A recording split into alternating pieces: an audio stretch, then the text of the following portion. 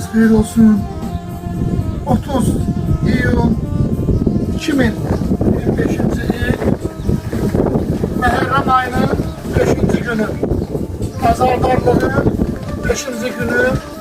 Bu günləri ziyarətimiz Ağcabədi rayonunun hal-hazırda Poladlı kəndində, kənd qəbirstanlığındayıq. Şəhid Əmrah qardaşımızın məzarı üstündə. Əmrah qardaşımız 44 günlük müharibədə öz şirin canından keçərək şəhidlik zirvəsinə uzanan qardaşlarımızdan biridir. Bugünkü gündə Allah'tan Əmrah qardaşımıza rəhmət diləyirəm. Amin. Allah rəhmət eləsin. İnşallah. Ruhu şad olsun. Amin inşallah. Məqamı alidir, daha da ali olsun.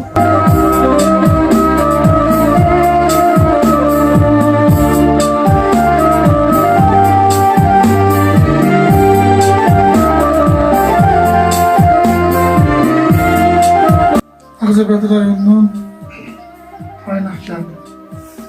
Şəhid Fərid Dilafətov. Bizim ən gənc, ən körpə şəhidlərimizdən. Allah mübarək Teala qiyamət günü, axirət günü Əli Əkbərlə, Əli Əsxərlə, Həzrəti Əbəl Fəzarlarla, İmam Hüseynlə nəşr eləsin. Amin. Allah ailəsinə, yaxınlarına səbr əmanət eləsin. Amin inşallah. Dilafətənlə, Allah rəhmət eləsin. Allah səbr versin. Allah köməyin olsun, Allah razı olsun. Allah seni anama doğacaq versin. Amin Sen inşallah. her il gel bir şehitlerimizi ziyaret edirsən. Allah senden razı olsun. Ne deyirsən, sen o kadar bir hoş sıfatlı, o kadar mərd olmasan, o kadar layıqlı olansan ki, bu neçə illərdir sen bizim şehitlerin hiç birini unutmursan. Allah sana değmesin, Allah sağlarını saklasın. Allah bütün şehitlerimize de rahmet eylesin. Amin. Valideynlerine de sabır versin. Amin Çok inşallah. sağ olun. Siz de sağ olun kardeşler. Sağ ol. Allah rahmet eylesin. Allah sizin ölümlerinize rahmet eylesin. Cümlemiz. Allah'larınızı saklasın. Aziz olun. Allah razı olsun size. Borcunuz. Sağ olun.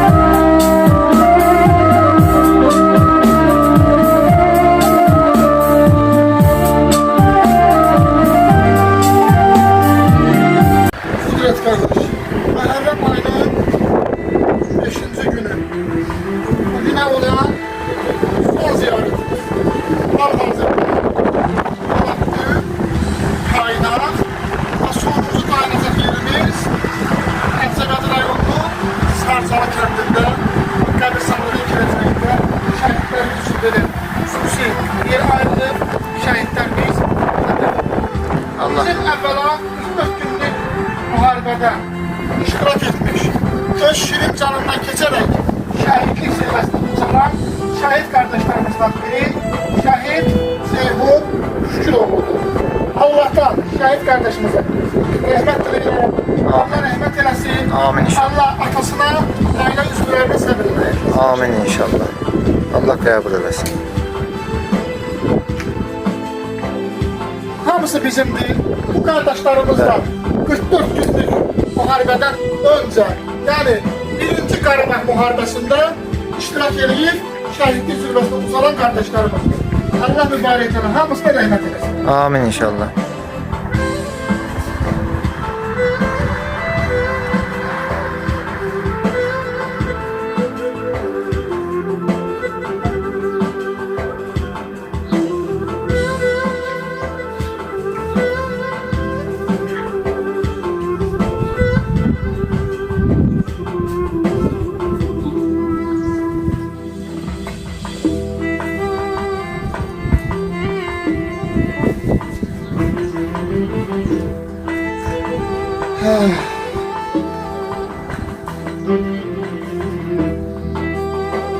Allah mübarək Teala hamısına rəhmət eləsin.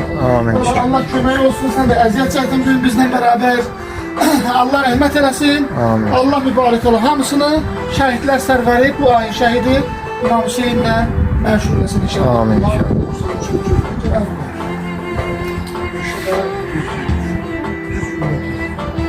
Beşikdə Türkiyədə şəhid olub.